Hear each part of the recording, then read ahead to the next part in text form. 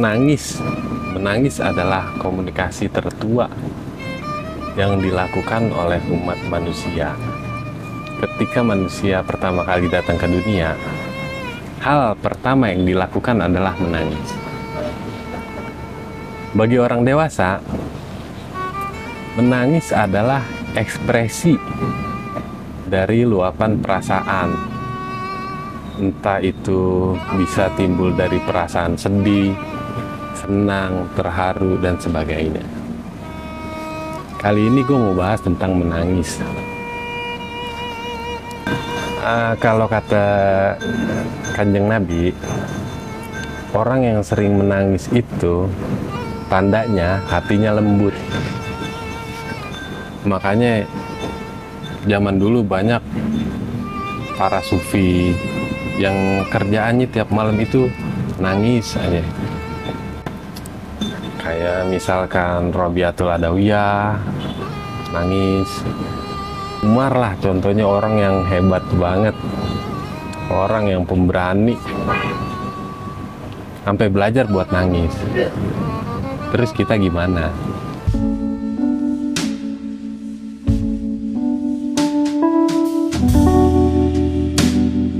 Oke, balik lagi bareng gua yang bobrok dan si Madit Sableng. Yo ay. Karena kondisi-kondisi yang lagi begini, akhirnya Madit ngajakin bahas tentang menangis. Gue rasa hatinya itu lagi hancur berkeping-keping. Jadi dia, ya udah kita bahas menangis lah katanya. Oke, Dit, silakan Dit. Yo ay. Bahas menangis, Dit.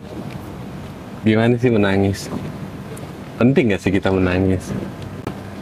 Ya, apapun yang terbilang tadi gitu, yang dikatakan sama kawan kita ini benar adanya, kan gitu. Menangis itu ya tersimpan banyak hikmah di dalamnya. Menangis itu bukan sekedar meneteskan air mata di pipi, menghujani, membasahi pakaian, kan gitu, ya kan? Tapi menangis itu adalah sumber daripada kekuatan. Dia bisa terus-menerus menerobos relung-relung jiwa, menghidupkan yang mati, ya kan? Gimana? Gua nggak ngerti. Itu, masa gue ulang lagi? Iya. Menerobos ke relung-relung. Iya. Ketika begini, Mat, ada yang mengatakan begini. Ketika air mata kerinduan itu jatuh, Air mata kerinduan. itu sifatnya indah dan murni. Ya, iya. Kan gitu. Ia bisa menerobos ke relung jiwa yang kering kerontang, kan gitu. Menghidupkan yang mati, kan gitu. Menumbuhkan yang patah, bahkan menggantikan yang hilang. Bahkan hati yang hancur lebur pun bisa terobati karenanya. Jadi Gitu. menangis. Itu karena menangis. Dengan menangis. Akhirnya gitu. bisa membuat Kekuatan jiwa-jiwa yang mati hidup kembali. Yo, gitu. itu. Dengan menangis. Dengan menangis. Menangis dalam hal apa?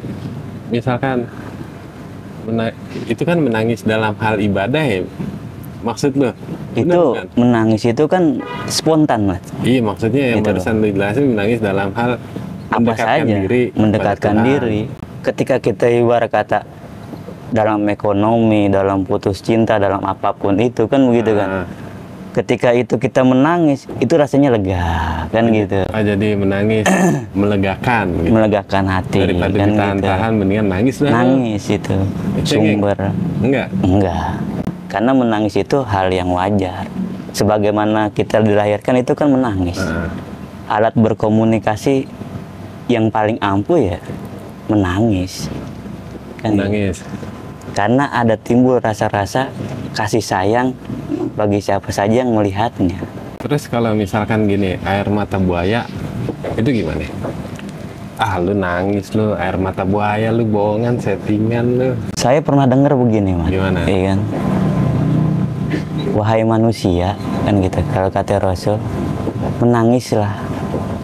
Kalau nggak bisa nangis ya pura-pura, kan gitu. Pura-pura menangis ya nggak apa-apa. Itu wajar. dalam hal kita mendekatkan diri kepada Oh, Tuhan. jadi pembahasan kita ini menangis itu arahnya itu lebih ke arah mendekatkan diri kepada Tuhan. Gitu Karena ya kalau boleh dibilang ulama-ulama yang ngerti kan gitu. Ulama-ulama dulu, para sahabat, para pecinta Tuhan, para kekasih Tuhan itu mata mereka itu bengkak kan gitu. Kadang-kadang sifat mata mereka itu hitam, pipi mereka lebam kan gitu. Bahkan ada di antara mereka, banyak di antara mereka itu ya kalau boleh dibilang mukanya pucat, bahkan kemerah-merahan karena seringnya menangisi dosa-dosa mereka kan begitu. Menangisi dosa-dosa mereka untuk apa? Untuk dikasihani kan gitu oleh Tuhan semesta alam. Bersolawat, menangis karena kerinduan kan gitu. Kepada siapa? Kepada sang kekasih hati, sang pemilik jiwa, sang pemberi syafaat. Nah, kalau begitu kan kita tanya kepada diri kita masing-masing, sudahkah kita menangis hari ini? Atau pernahkah kita menangis karena takut kepada Allah, karena rindu kepada Rasulullah? Yang kebanyakan orang sekarang apa sih yang ditangisin?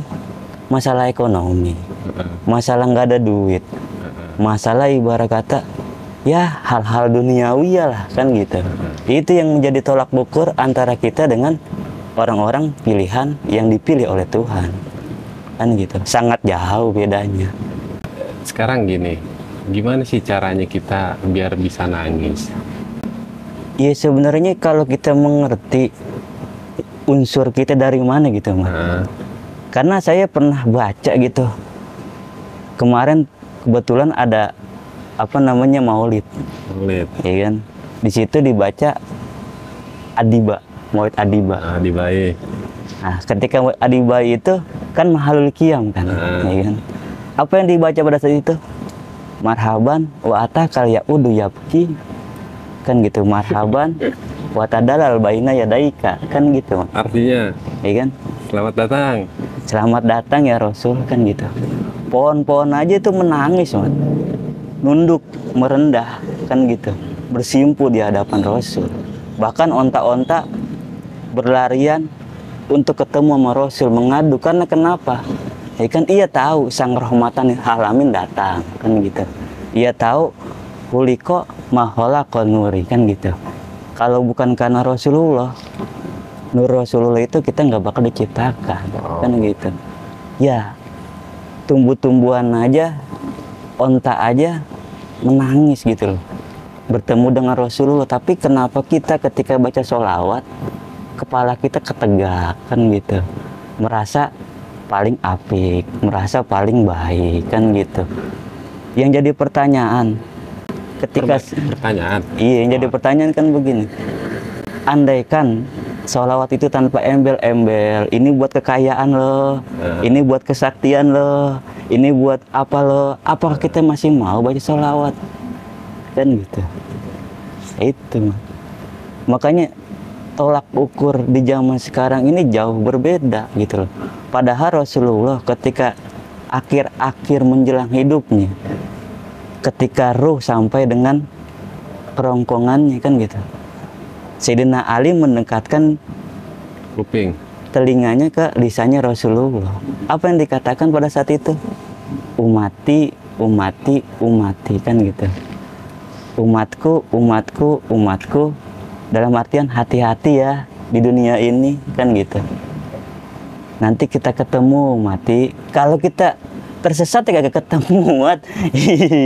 Kalau kita tersesat ya gak ketemu.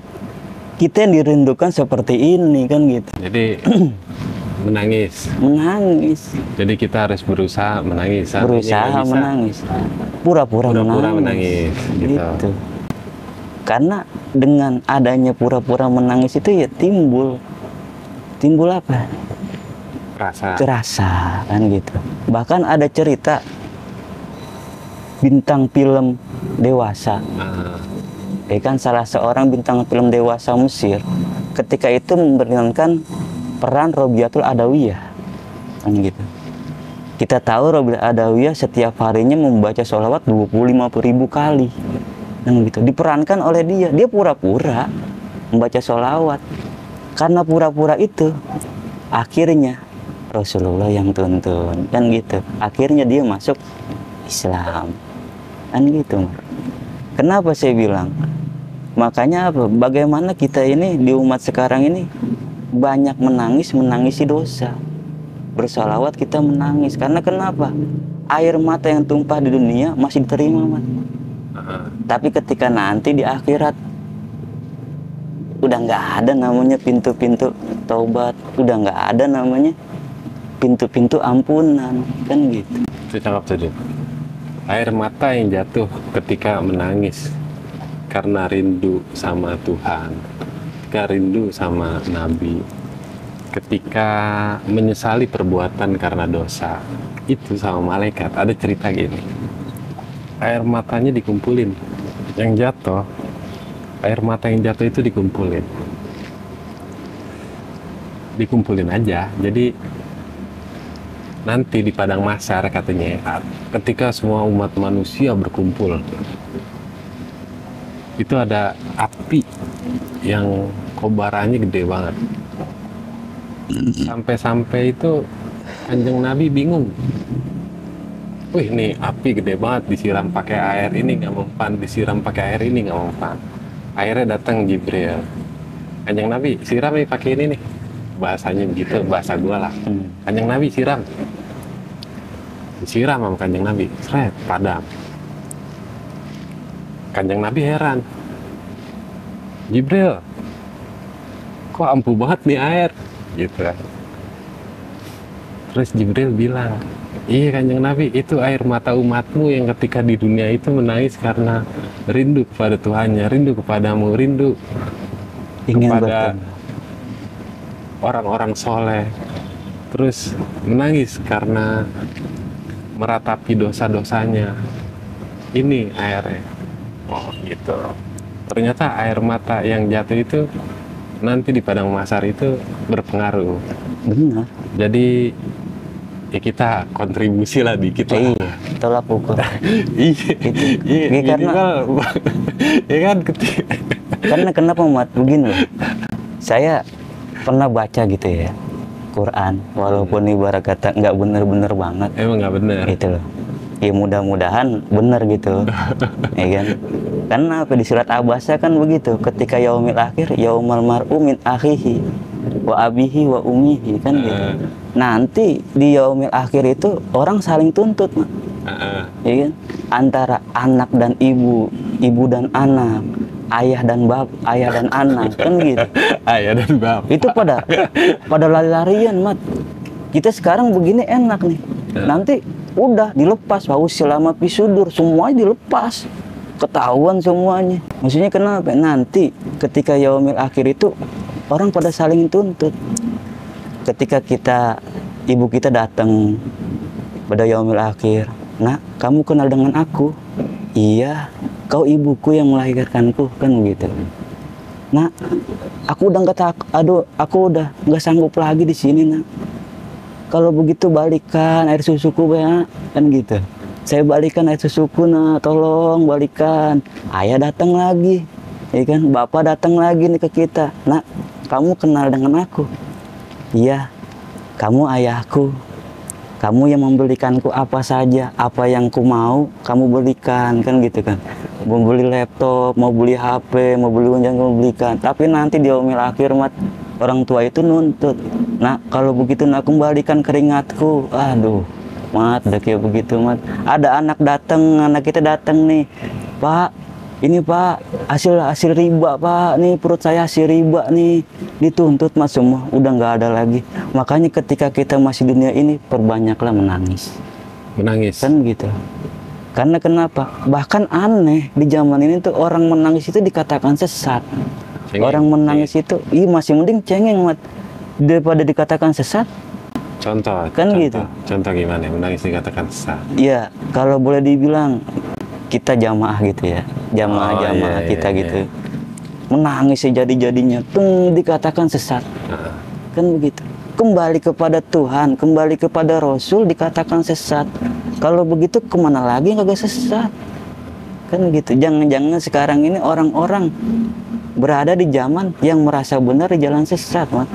Udah cakep tuh, Itu. merasa benar di jalan sesat. Itu Jadi, tanya menangis itu penting. Menangis itu sangat menangis itu penting. Menangis bisa membuat lebih tenang ya, kondisi Lega. jiwa lebih tenang, enggak. lega dengan menangis. Terus tadi apa lagi? Menangis Ya menangis itu dalam ibadah, kalau nggak bisa menangis ya pura-pura menangis. pura-pura Kayak menangis. gitu. Gitu. Terus ada sih sebenarnya menangis itu ngebersihin mata Itu secara benar.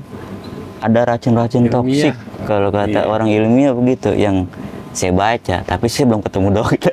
iya, jadi menangis itu Ya itu ada. bersihin mata. ada Sering racun-racun menangis toksik. itu berarti mata jadi bersih. Makanya kalau mau bersihin mata yang gampang ya Menangis. menangis. Ketika Nabi Adam itu Nah, turun ke dunia, nah, ya kan? Ketika itu apa sih? Nggak ada unsur kebencian sama iblis. nah. Apa yang diucapkan Robbana zolamna anfusana, ya Allah aku nggak sanggup lagi ya Allah, aku orang jolim ya Allah. Itu Nabi Adam udah nggak sanggup lagi karena kesalahan-kesalahan yang dilakukan, makan buah, tapi hikmah yang diberikan seperti itu kan luar biasa Nabi Adam.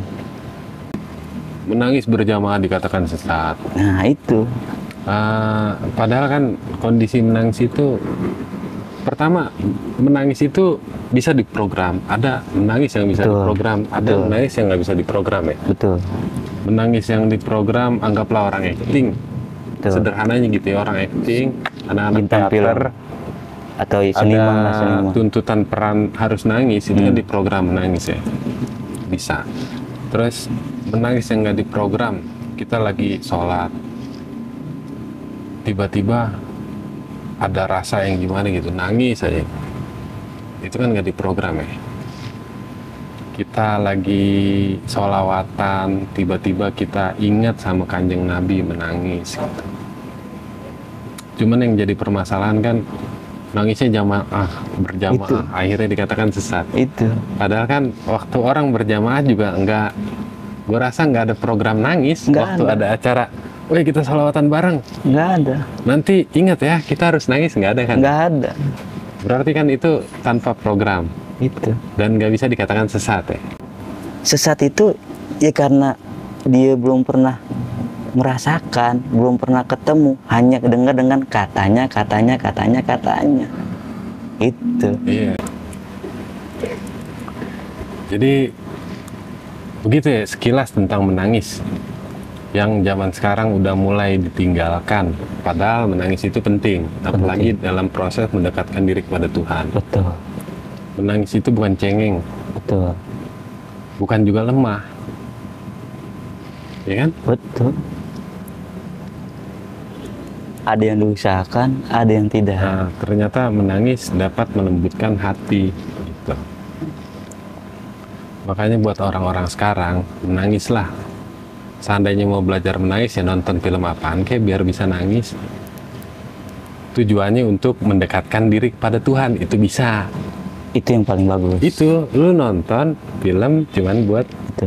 ingat kepada Tuhan, terus nangis bisa. Ya, alat komunikasi orang-orang Iya. dulu seperti itu. Itu kan Bahasa waktu sehari-hari yang nonton menang. film berarti kan itu sebagai sarana doang. Iya. Dia nggak bisa nangis tuh. Mau nangis akhirnya sarananya lewat nonton film, itu nggak masalah menurut saya. Nah, iya. Nonton sinetron aja ibu-ibu pada nangis. Iya. Itu nggak apa-apa. Iya, tujuannya buat mendekatkan diri, itu Iya. bisa. Gua rasa pembahasan tentang menangis cukup sekian. Yoi.